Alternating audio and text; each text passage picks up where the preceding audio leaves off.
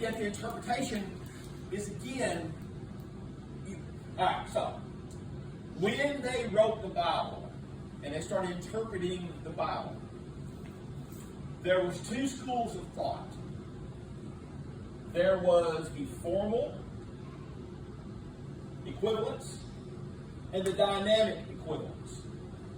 The formal equivalence was a direct word-for-word interpretation. Okay? The dynamic equivalence was thought for thought. So, as an example, for word, somebody go to go to Jeremiah 29:11. Somebody's got King James, somebody's got another version. Somebody go there. See if y'all spot the word. Y'all know the word because I've said it 1,000 times. Jeremiah 29:11.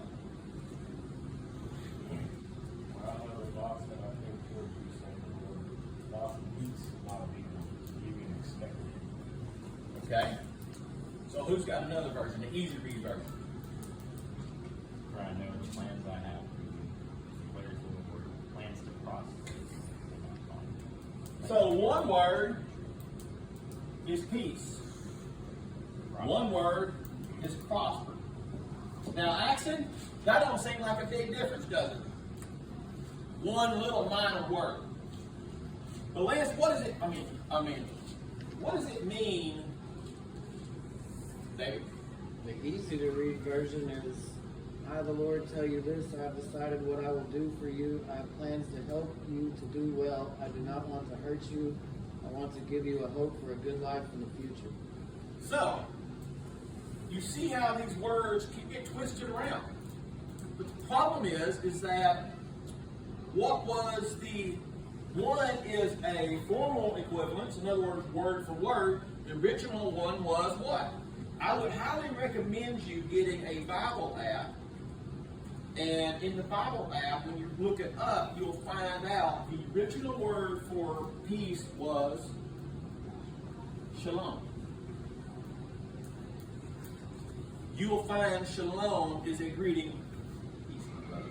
Shalom. Shalom. Shalom. Huh? Exactly. But again, travel in peace. Travel in comfort. Travel in all these things, knowing that God is with you. It's an idea. The problem is that if one simple word can get changed from peace to prosper, isn't it strange that one of the signs of the reprobate church is what? What ministry is it? It's the prosperity ministry. Prosperity ministry says that you cannot be of God. We've had this, we beat this to death. But the problem is, a modern church took this dynamic interpretation, took the word, shifted it around, and made it something different. So you have to be careful. You need to go back. So I actually was Googling because I've got an old Bible that was given to me 12 years ago, and now I actually started to study. And I love the version of it because it doesn't give a certain king reference. And it's not that I have a hang-up with the King James Bible. That's not my problem. I tend to have a hang-up with his first book that he wrote, which we've talked about that. And I've got curious about how that spilled over into the second book. You know, if you read Stephen King, you read one book, then all of a sudden you read the next book, you kind of go. And if you ever watch, anybody ever watch The Gangs of New York? Yeah. What was the main problem with The Gangs of New York?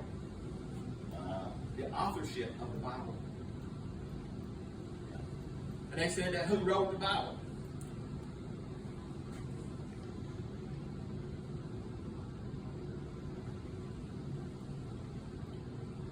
Listen to the movie. Listen to the word. I listened to the movie, but I just blew that one off. Yeah. See, that was, believe it or not, that was the whole source of all their fights, was who authored the Bible. And in there he says you're following a God basically that Shakespeare wrote your religion. Two different viewpoints.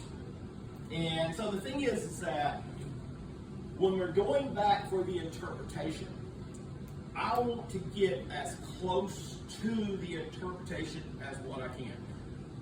The new Bible that I have is I was reading about the different ones today, and it talked about which Bible appears. All right, so when we're reading the Bible, I myself, I have a terrible time reading the Bible. I'll admit it. I have a terrible time reading the Bible. If you want to put me to sleep, make me read the Bible. I could have 12 cups of coffee in me, and I could read the Bible and not sleep for days. I can read the Bible in 30 seconds right now because my brain just goes, there's no motivation there. But let me start on something, oh my gosh, I'm digging at everything and I want to find out everything because I've moved from the reading to just reading. Now I'm hungry. I want to know more. I want to understand more. As well, David, I want to find out why, much like you, I let the spark go down.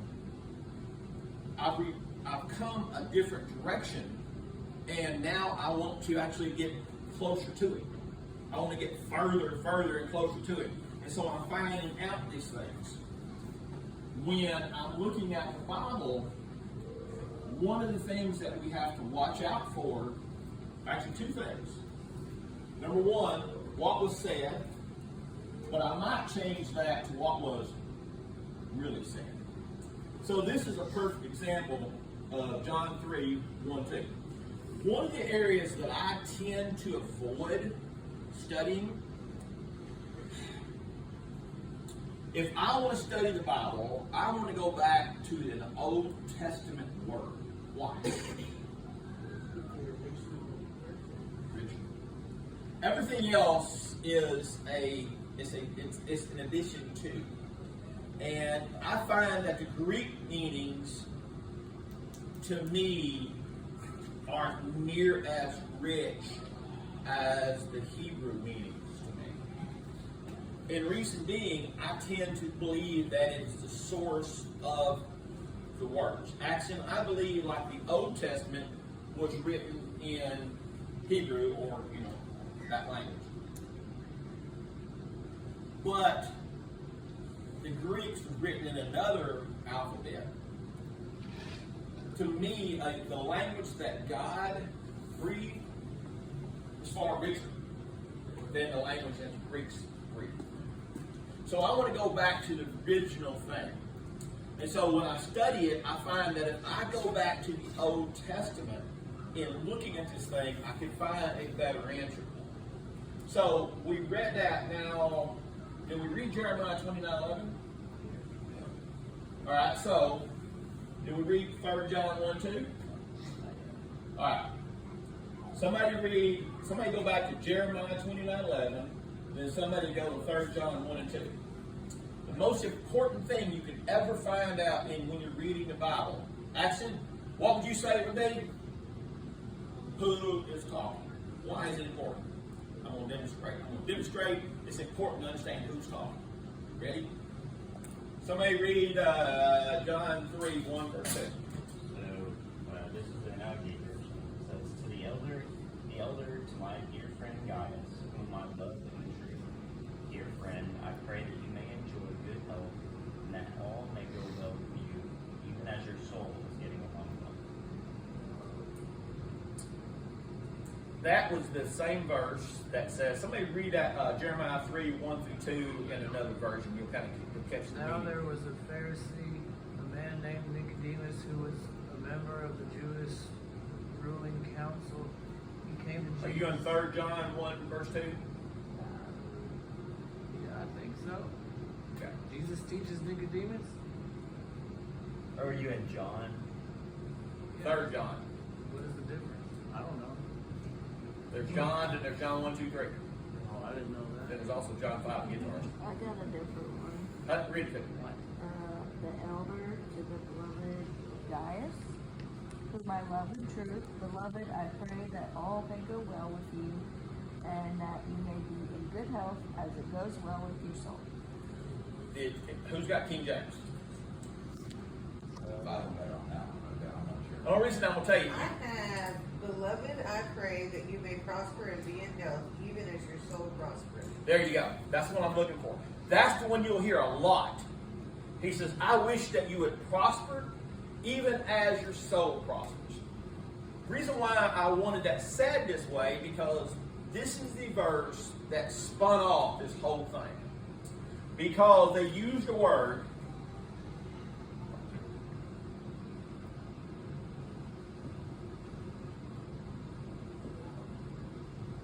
Do you see this? What does it mention there? It mentions two things. It mentions your prosperity, and then it mentions the prosperity of your soul. You realize that's the dividing line? See how I believe that there is no division of your soul from everything else. God created us as one being. But now we've got this thing that we've adopted that says for us to prosper. He says, God says that He wishes you to prosper even as your soul prospers. I can't tell you how many times I've heard that said. But do you know that that's not the truth? How do you know that that's not the truth? How do you know that God did not say that? Because who's talking here? Wasn't God talking? So, we have this thing because there is the revelation and then there's the interpretation. The revelation is God disclosing Himself. The interpretation is man's responsibility to interpret what's being said. The difference is that this is a classic thing of interpretation. God did not reveal this. This is man. This is a revelation. This is our will towards other people. But it's how we've interpreted. The next thing is, somebody go to Jeremiah 29:11. For I know the thoughts that I think toward you, say the Lord, thoughts of peace and not of evil, to give you an unexpected end. So, who's talking there? Huh? Jeremiah is quoting, he's interpreting what God has revealed to Jeremiah. You catch that, right?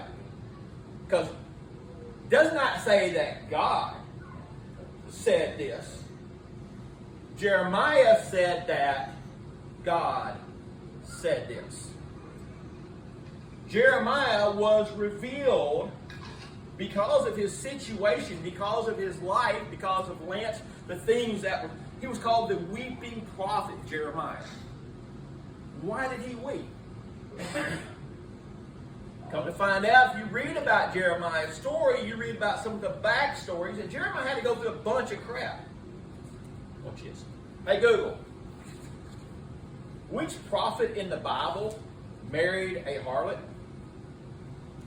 The prophet Hosea, according to Jewish Women's Archive. Gomer, Bible. Gomer was the wife of the prophet Hosea. In some translations, she is labeled a prostitute, but the more accurate description is that she was simply promiscuous and had extramarital relations. When you read about that, you'll find out that God basically says, "Why, God? Why do you want me to marry a hooker?" He says, "Because you need to know what I feel." What the? How would you do that? Would anybody in this room marry a hooker because God said so? Because God wants you to understand what He feels like. Dang it, man. Did y'all know when we started this church, my wife was called a hooker? Yeah.